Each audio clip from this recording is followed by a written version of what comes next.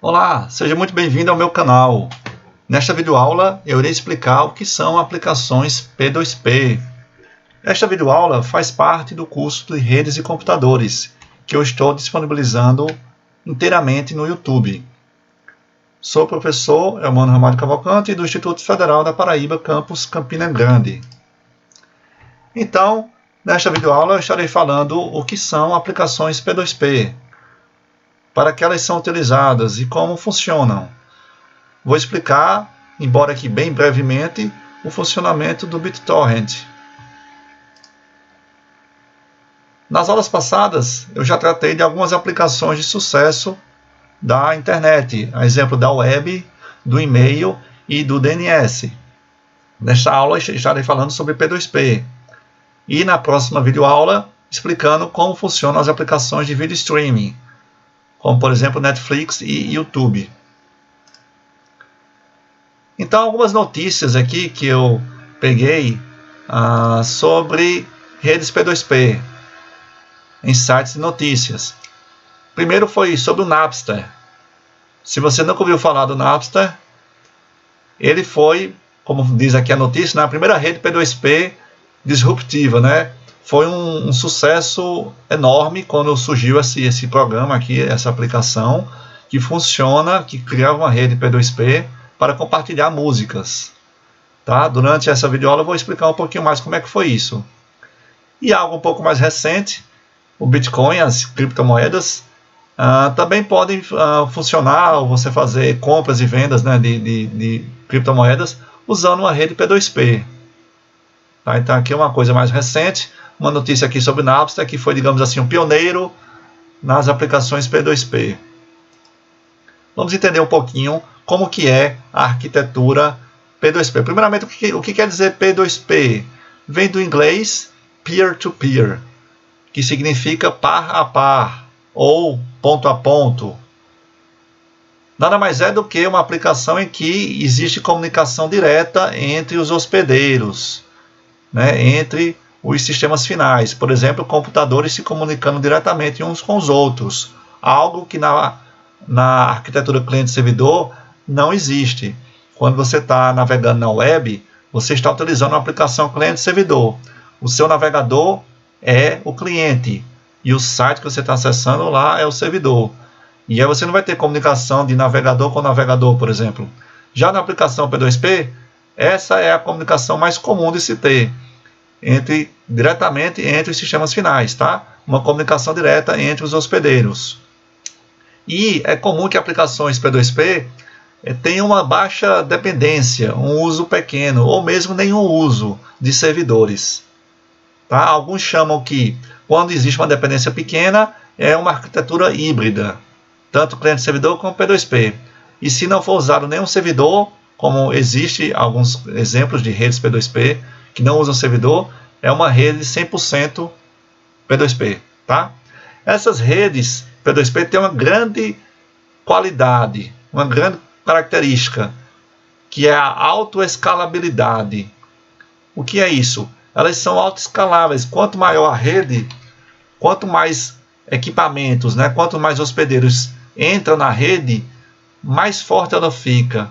O desempenho melhora, diferente do cliente-servidor. Cliente-servidor, quanto mais clientes estão surgindo, né, estão requisitando algo ao servidor, mais difícil vai ser para o servidor atender em pouco tempo aqueles pedidos. Imagine quando você está entrando em um site que está muita gente acessando ao mesmo tempo, ele vai começar a responder e vai demorar mais para responder. Tá? Porque é cliente-servidor, você tem apenas um servidor e vários clientes. No P2P você tem, todos são clientes e todos são servidores. Todos fazem download e upload, compartilhando dados. Alguns exemplos, né, recentes de aplicações P2P.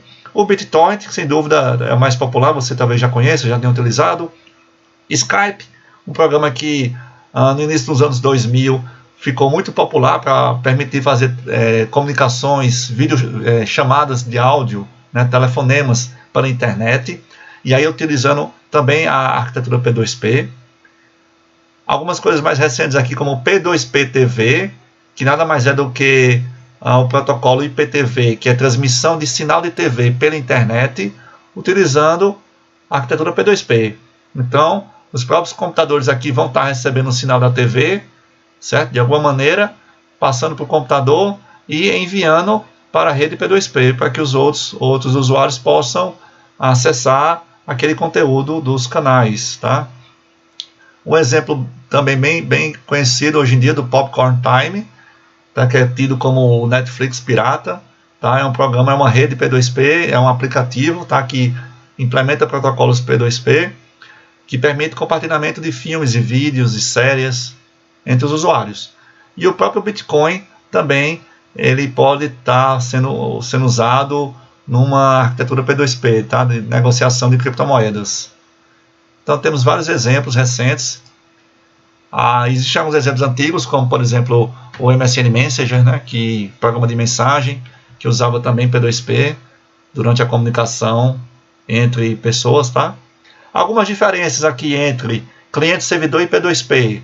No cliente-servidor, a informação que se está desejando, né, obter, como por exemplo um website, né, um vídeo que você vai acessar, ela está concentrada, ela está no servidor, certo? Enquanto que na aplicação P2P a informação está distribuída. Todos têm informações, todos têm alguma parte daquele arquivo ou todo o arquivo. No cliente-servidor você se conecta a ele, tá? Para você ter acesso aos serviços, você se conecta ao servidor. Enquanto que na rede PAR-RAPAR, né, P2P, você vai se conectar na rede, tá? Usando o protocolo P2P. E aqui está uma grande diferença aqui, ó. A transferência de informações vai estar sempre ativa na rede P2P. Por quê? Porque todos são servidores. Tá? Se um computador sai da rede, existem muitos outros com aquela informação que possa compartilhar com os outros. Enquanto que no servidor, se um servidor por alguma razão está em manutenção, sofreu um ataque, está com algum problema, falta de energia, então aquele serviço não vai ser atendido, as solicitações dos clientes não serão atendidas, tá? O site vai ficar fora do ar, por exemplo. Enquanto que numa rede P2P não, vai estar sempre ativa, sempre viva. E aí não requer clientes e servidores fixos, tá? Enquanto que a aplicação cliente-servidor tem que ter um servidor, tá? E pelo menos um cliente para poder fazer sentido. O cliente requisita algo e o servidor responde. Então, um pouquinho de história, tá?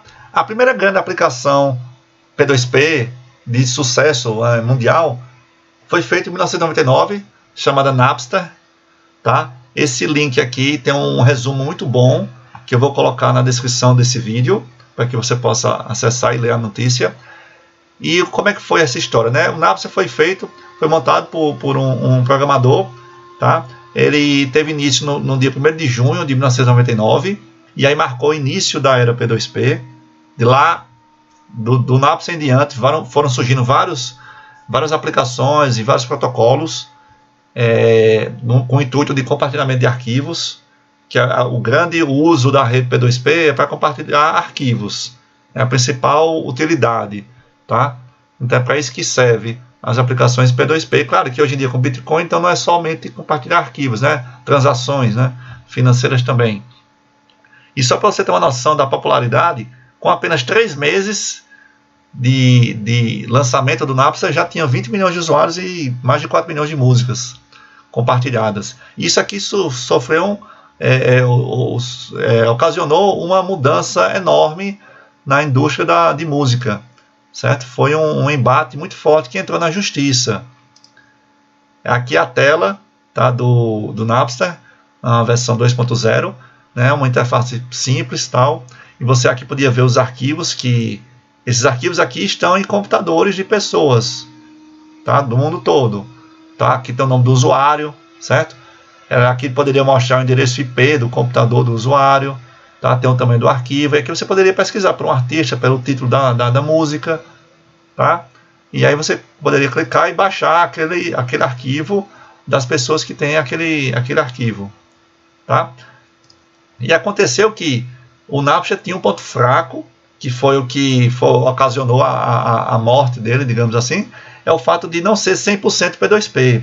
Ele tinha um servidor central, tá? Que aí o computador aqui, ó, você se conectou na rede do Napster, né? Você baixou o programa, instalou, beleza. Aí você vai pesquisar aqui para o nome de uma música.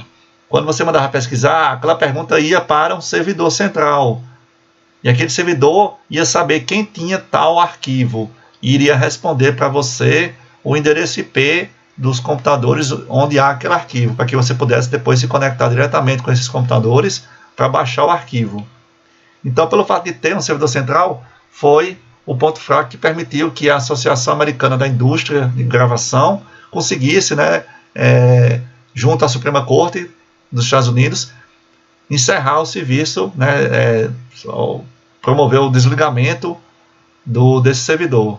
Tá? E aí fez com que o Napster depois deixasse de ser utilizado. Ok? Mas aí outras redes foram surgindo, né? Um ano depois do Napster surgiu uma rede que até hoje existe, tá? E ela é 100% descentralizada, chamada Gnutella.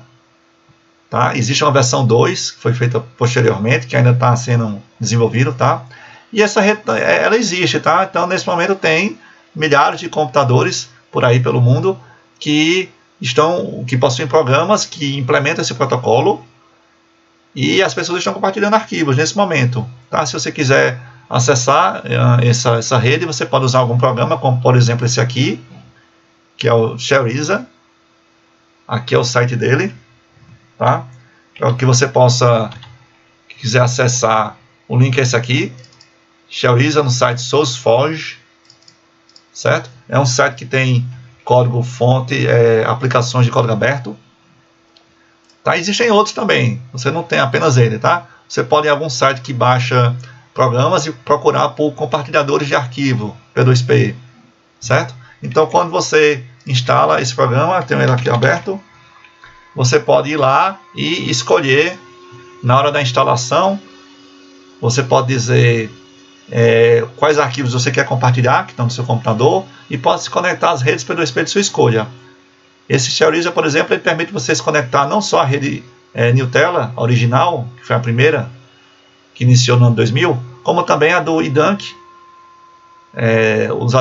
foi bem popular, né, que tinha uma coleção muito grande de arquivos. Né? Depois de um tempo, o pessoal deixou de usar, às vezes porque o pessoal colocava arquivos com vírus e coisas do tipo.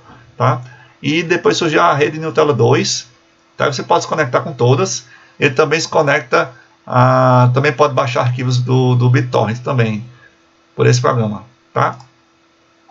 Outros programas que foram surgindo, né, nessa época, no início dos anos 2000, surgiu um boom enorme de aplicações P2P. Se você não é dessa época aqui, pergunte às pessoas mais velhas, seus conhecidos, com certeza elas vão ter ouvido falar ou utilizaram um desses dois programas aqui, como o Kazaa e o Emule. Tá? Até hoje você pode também, por exemplo, baixar o Emule aqui também no mesmo site, SourceForge. E eles permitiam compartilhamento de arquivos, músicas, vídeos, programas, e muitas vezes era usado para você acessar arquivos de maneira pirata, né? Sem programas que têm direitos autorais e que as pessoas colocavam lá. Não necessariamente, né? Às vezes compartilhavam coisas que são permitidas. Tá? Hoje em dia, um caso mais recente de aplicação P2P é o Popcorn Time, certo? Que aqui essa matéria aqui de 2015 mostra aqui que ele passou por uma reestruturação. Ele utilizava servidores, mas aí passou a ser inteiramente P2P, né? Que nem o sistema, a rede Gnutella. Tá? Então, com isso, fica muito difícil de empresas como Netflix ou Amazon Prime conseguirem derrubar esse serviço, esse sistema aqui, pelo fato de ser um sistema inteiramente P2P. Fica praticamente impossível porque não tem um servidor instalado, localizado em algum país onde você possa acionar a justiça daquele país contra o serviço que ele está oferecendo. Tá? Então, é interessante você conhecer, tá? Você pode instalar para você saber como funciona e poder entender. Tá? Tem muitas coisas que eu mostro aqui que eu não vou estar falando se é certo ou errado, mas a ideia é de explicar o conceito e o uso daquela tecnologia, tá? Do protocolo, do conceito de uma rede P2P. Tá? No Popcorn Time você consegue acessar, assistir filmes, séries e etc. Tá bom? Então vamos agora, depois de alguns exemplos que eu falei do P2P, eu vou mostrar agora um exemplo de uma tarefa, de uma aplicação, e vou comparar como seria o desempenho usando uma arquitetura cliente-servidor. Tá? Aqui seria uma aplicação cliente-servidor. Você tem uma máquina que é um servidor, que está sempre ligado, tem um endereço IP fixo e está esperando receber requisições para enviar as respostas. Tá? Então, o servidor web, por exemplo, você entra no site de notícia, você vai acessar, botar um endereço lá na URL, quando você dá Enter, ele vai solicitar ao servidor aquela página web, aquele website, né? As imagens, o texto, para poder mostrar no navegador. E aqui você tem vários clientes, e veja que os clientes se comunicam com o servidor. Não há comunicação cliente com cliente. Tá? No P2P é diferente, a comunicação é direta entre os clientes, que também são servidores. Então cada um aqui, tanto é cliente como servidor. Tanto faz download, né, como upload, tanto faz requisição como responde. E aí vamos fazer agora um comparativo entre eles em relação à seguinte tarefa. Imagine que eu tenho que distribuir um arquivo, tá? E esse arquivo inicialmente está em um servidor. Então o arquivo está no servidor, tem um tamanho F, em bits, por exemplo, e esse servidor aqui vai ter a missão de enviar o arquivo para todos os computadores. Certo? A ideia é que, seja usando cliente-servidor P2P, o objetivo é que esse arquivo que está aqui, inicialmente, está só no servidor, depois de um determinado tempo, esse arquivo esteja em todos os computadores participantes, tá, dessa rede. Tá? Então, nesse caso aqui, você tem essas letras aqui, ó, D e U representa download e upload, tá? A taxa de download para baixar, de recebimento, e a taxa de upload, de envio. Então tem o download e upload do computador 1, download e upload do computador 2, certo? Até o N. E no caso do servidor, ele tem apenas o upload, que ele apenas vai enviar. É o que importa, né? Claro. Então é o upload do servidor, o S. Então nós temos N computadores, N pares, N hosts, que querem uma cópia do arquivo. E a gente vai considerar o tempo de distribuição. É o quê? É o tempo necessário para que todos os N hosts aqui, todos os computadores, né, os sistemas finais, obtenham uma cópia do arquivo F. Aí você vai ver, com esse exemplo, você vai ver o quanto o P2P é mais eficiente. Por que ele é autoescalável? Olha só, na arquitetura cliente-servidor, o servidor deve transmitir uma cópia do arquivo a cada um dos N pares. Então, se aqui for cliente-servidor, o protocolo que está sendo usado pelo servidor, né, o protocolo utilizado pela aplicação aqui e pela aplicação aqui para receber esse arquivo, o servidor vai ter que enviar todo o arquivo para cá, todo o arquivo para cá, vai estar enviando. Então é de 1 para muitos, certo? De 1 para muitos. Então o tempo de distribuição vai aumentar linearmente, né, proporcionalmente com o número de pares. Quanto mais gente tiver aqui, mais vai demorar, porque ele vai ter que enviar para mais um. Uma coisa é enviar só para uma coisa é enviar para 10, para 100, para 1000 máquinas. Tá? Quanto mais clientes, maior vai ser a demora para finalizar a tarefa, em garantir que todos tenham. Então isso é a característica, a limitação da arquitetura cliente-servidor. Então, um exemplo, a web. Aqui uma notícia, por exemplo, relacionada ao SISU. Abriu as inscrições, tem muita gente acessando um servidor ao mesmo tempo, então ocasiona lentidão. Tá? Último dia da declaração de imposto de renda, muita gente vai acessar, vai enviar. Então, sendo cliente-servidor, sempre vai ocorrer essa questão de sobrecarga, de lentidão, tá, do serviço. Isso é uma característica intrínseca à arquitetura cliente-servidor. Tá? A maneira para tentar resolver isso é você ter vários servidores, né, ter um data center, que é algo geralmente muito custoso para a empresa. Então, outro exemplo aqui, uma notícia recente, agora de junho de 2021, lentidão no acesso do ICAC aqui. O último dia para o pessoal enviar as informações contábeis, e aí houve lentidão no acesso. Tá? Então isso é uma limitação da arquitetura cliente-servidor, tá? Que a gente percebe muito na web. E como seria aquela tarefa de distribuir o arquivo usando uma solução, né, uma arquitetura, protocolos P2P? A diferença é que agora não vai ser só o servidor que vai ter o trabalho. Todos vão contribuir coletivamente em prol de resolver o problema, né? Em prol de todos receberem o arquivo. Então, cada par, cada host, cada equipamento vai auxiliar o serviço, vai auxiliar o servidor na distribuição do arquivo. Então, nesse exemplo aqui, não só o servidor vai estar enviando, mas a partir do momento que um computador começa a receber pedaços do arquivo, ele automaticamente já começa a disponibilizar e enviar para os outros. Todos vão estar ajudando, todos vão estar sendo também servidor.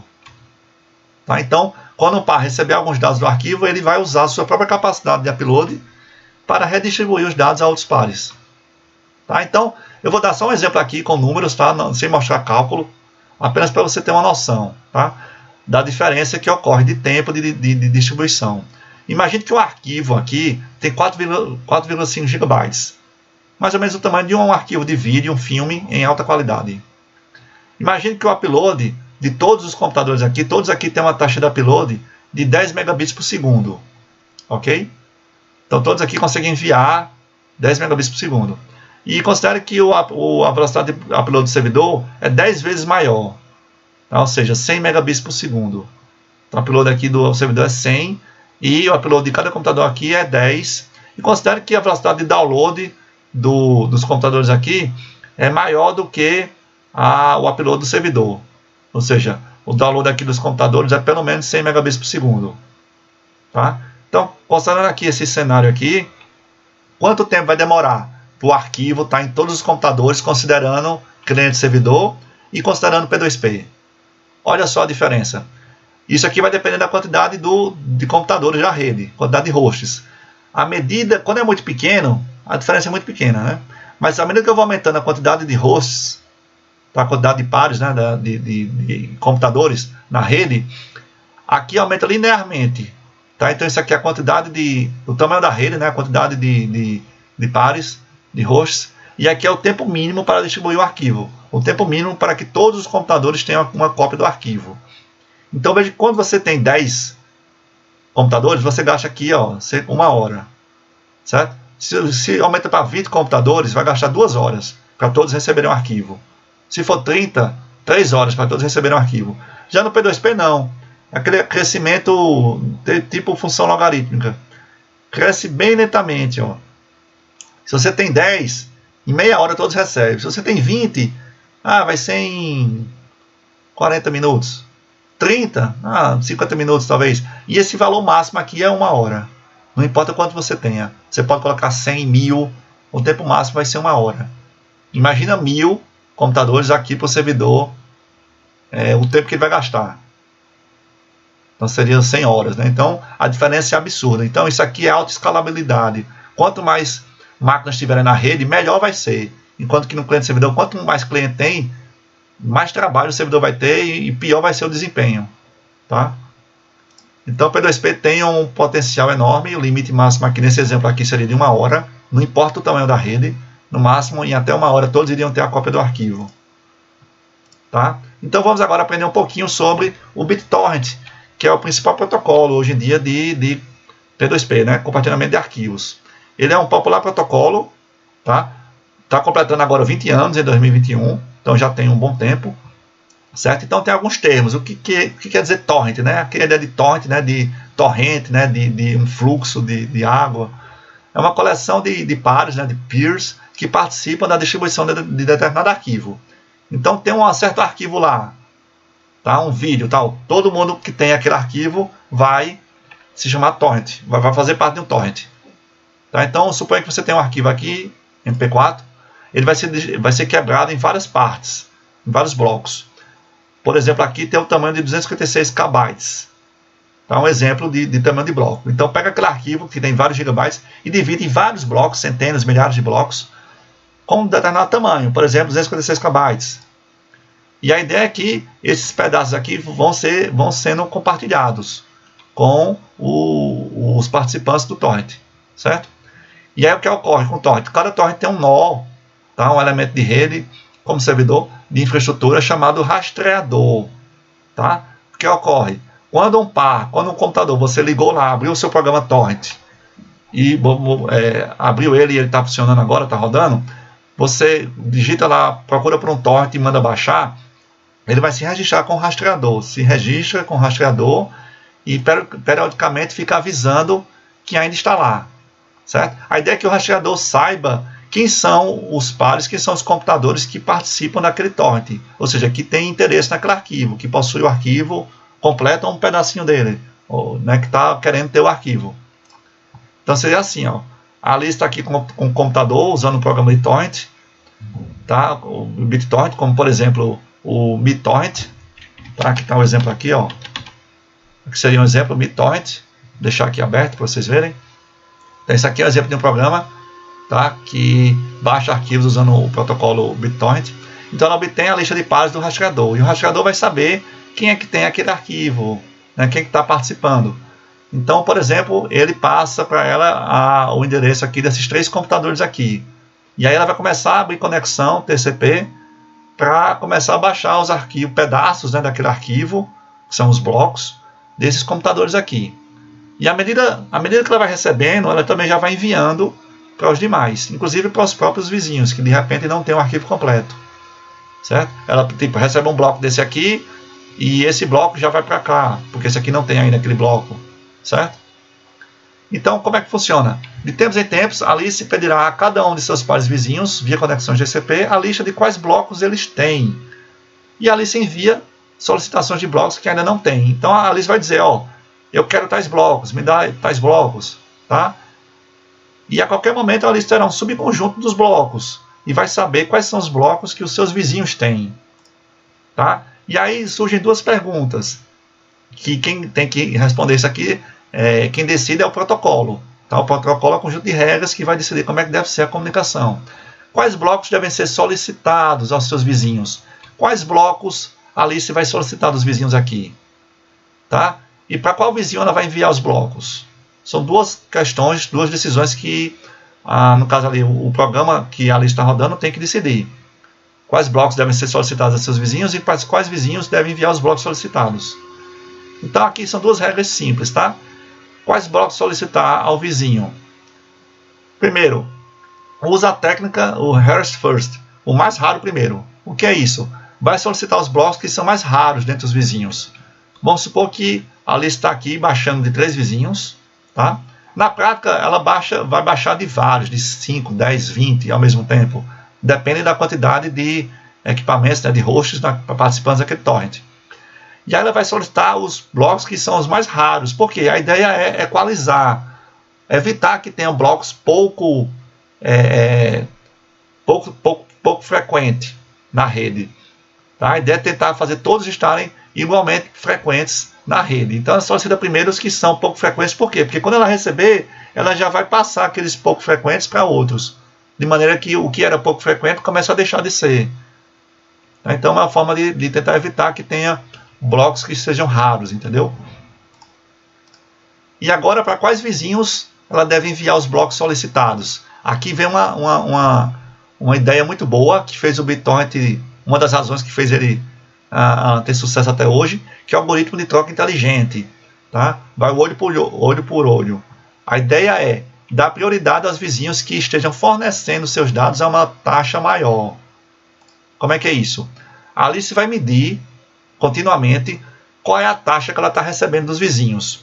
Cada vizinho está enviando, certo? Está enviando para a Alice, esses 3 vizinhos aqui estão enviando para a Alice, tá? Vamos supor, a 5 megabits por segundo, o upload dele, né? Para cá. Esse aqui é 3, esse aqui é 2.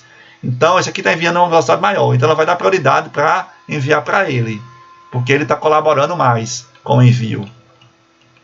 Tá? Então, isso é uma técnica que é utilizada pelo BitTorrent. Tá? Na prática, ela determina quais são os 4 vizinhos que fornecem com a taxa mais alta, né? Porque normalmente ela está baixando de vários, de 10, 15. E aí, escolhe os 4 top, os 4 vizinhos que estão fazendo o maior upload para ela, e vai enviar, devolver, né, blocos, devolver não, né, vai enviar blocos para esses vizinhos. Claro, esses vizinhos não estão com os blocos completos, né, ainda estão baixando. E a cada tanto tempo, 10 segundos, por exemplo, ela vai recalcular as taxas, porque pode ser que esse grupo aqui, dos 4 melhores vizinhos, mude. Tá? Então, isso é um mecanismo de incentivo, né, chamado olho por olho. Aqui a ideia é estimular aqueles que colaboram com a rede, ou seja, aqueles que permanecem fazendo um bom upload. Porque muita gente às vezes vai usar o torrent e pensa só em baixar, só fazer download. Mas se todo mundo pensar assim, não iria funcionar o torrent. Tá? Lembre-se que é melhor a maior felicidade em dar do que em receber. Então no torrent tem que ser dessa forma também o pensamento. Né? No livro Redes de Computadores e Internet, o autor cita esse outro autor aqui, dizendo que se não existisse esse mecanismo de olho por olho, né, que é um incentivo, é provável que o BitTorrent não existisse mais, né, porque a maioria dos usuários querem apenas obter as coisas de graça, querem apenas fazer o download. Mas aí você só vai conseguir se você realmente ceder e fazer também upload. Ok? E existem dois termos muito usados quando você vai baixar um torrent, que é o lit e o seed. Tá? O lit representa os hosts, né, que ainda estão fazendo o download do arquivo. Lit é sanguessuga, ou seja, os caras que estão baixando, né? Estão baixando ainda, e às vezes é o cara que só tenta fazer só download, né? E pouco upload. Tá? Enquanto que o seed é o cara que já tem todo o arquivo completo. Seed é semente. Então, seed é legal, porque o cara que já tem todo o arquivo completo, ele vai agir como se fosse só um servidor. Ele só vai estar enviando. Ele já tem o arquivo que quer, né? Então, quando você vai baixar um arquivo, é importante você baixar um que tenha muitos seeds, tá? E poucos lits. Tá? Deixa eu dar um exemplo aqui. Seção prática, né? Vamos usar aqui o BitTorrent para baixar um arquivo torrent. Tá? Ok. Então, eu entrei em um site de pesquisa de torrents. Digitei o nome de um título de um filme em inglês, Gone with the Wind, que é E o Vento Levou. Por se tratar de um filme que tem mais de 70 anos, então ele agora é de direito de domínio público, não tem mais direitos autorais aplicados sobre ele. E aqui aparecem as informações da quantidade de seeds e lits. Tá? Então esse arquivo tem 76 computadores que tem ele completo, o arquivo completo, e 9 que estão baixando. Então provavelmente vai ser um download rápido, já que eu tenho muitas fontes. Então eu vou clicar. Aqui ele abre informações do arquivo. Quando eu clico aqui, ele vai abrir pelo programa padrão do Windows. Que no meu caso está o Chariza. Como eu quero baixar pelo BitTorrent, eu vou pegar aqui o endereço do link, certo? Aqui apenas pelo fato de eu ter tanto o BitTorrent como o Chariza instalado, e o Chariza ficou como programa padrão, tá? Então estou tendo que fazer manualmente aqui. Adicionar o torrent pela URL, Ctrl U, e dou OK. Então ele vai carregar aqui as informações do arquivo torrent, vai indicar que são dois arquivos, que é o arquivo de vídeo e o arquivo de texto, e assim que eu der um OK, ele vai iniciar o processo de registro, né, do ConTracker, e vai começar a fazer o download, certo, do arquivo. Então vamos dar uma olhada aqui. Aqui eu tenho 3 torrents, 2 que eu já baixei completamente, que é 2 Ubuntu, sistema operacional do Linux, que agora, como eu já tenho ele completo, ele está apenas fazendo um seeding, né? E um que eu estou fazendo download no momento. Então tá aqui, até o momento ele já baixou 0,3%, a velocidade de download do momento, isso aqui tende a crescer com pouco tempo, tende a usar toda a sua largura de banda da sua conexão, se você tem muitos seeds, né, para baixar. O tempo esperado para finalizar, a velocidade de upload, que no começo está baixa, mas depois aumenta, a partir do momento que eu tenho mais blocos para compartilhar com os meus vizinhos, que é a relação entre seeds e peers, os pares, né? Então aqui a gente pode clicar no arquivo para ver algumas informações adicionais aqui. Olha só, primeiramente, informação do que vem, o conteúdo do arquivo, tá? Então são dois aqui, um de texto e um de vídeo, tá? Então tem aqui, ó, esse arquivo de vídeo ele tem 1,45 GB e ele está dividido em 2.990 blocos ou peças. Tá? Então se dividir isso aqui por isso aqui, a gente vai saber o tamanho de cada peça. Geralmente dá a faixa de centenas de kbytes, certo? Ou alguns megabytes. Então aqui tem informações, ó, do que já foi feito o download, tá? Então ele vai preenchendo, né? Quando preencher tudo isso aqui verde, quer dizer que baixou tudo. Aqui está a velocidade de download, no momento agora está 1.6 megabytes por segundo. E ele vai botando a velocidade média. Então tem um quanto que já foi feito de upload. Tem um código hash do arquivo, que é um tipo um identificador do arquivo, para saber se depois, se após baixar, se mudar esse código, então foi corrompido o arquivo. E a quantidade de peças, de blocos, né? O arquivo, então, cada bloco desse arquivo torrent tem 512 KB. Tá? Então tem aqui informações dos peers, né, de quem eu estou baixando, E aqui é que está a parte da diversão, né? Ó, eu estou baixando, ó, aqui está o endereço IP dos computadores de onde eu estou baixando esse arquivo. Qual é o programa de torrent que eles estão usando, né? O cliente. Então, alguns estão usando o MiTorrent, assim como eu estou usando exatamente o MiTorrent, e outros estão usando outro programa. Mas é um outro programa, né? Uma outra aplicação que também implementa o protocolo torrent. E aí nada impede que a gente se comunique. O importante é estar falando o mesmo protocolo. E aqui o download que eu estou baixando de cada um deles, tá? E o upload. Então, por exemplo, o download, ó, esse cara aqui, que aqui não tem dizendo qual é o país, né? Não identificou, ele está enviando para mim com uma taxa boa. Pronto, esse aqui dos Estados Unidos, ó. Então, é para eles, para quem eu vou enviar o upload, tá vendo? Aqueles que estão me enviando mais, é para quem eu vou também fornecer, caso eles estejam precisando, naturalmente, né? Se eles não tiverem com o arquivo completo. Aquela política de priorizar quem me envia com maior velocidade, certo? Então tem aqui os trackers de onde eu vou registrar, onde ficam registrados, né, quem são os peers participantes. Então tem uma grande quantidade aqui no caso. Tem alguns gráficos aqui de relação ao quanto você já utilizou da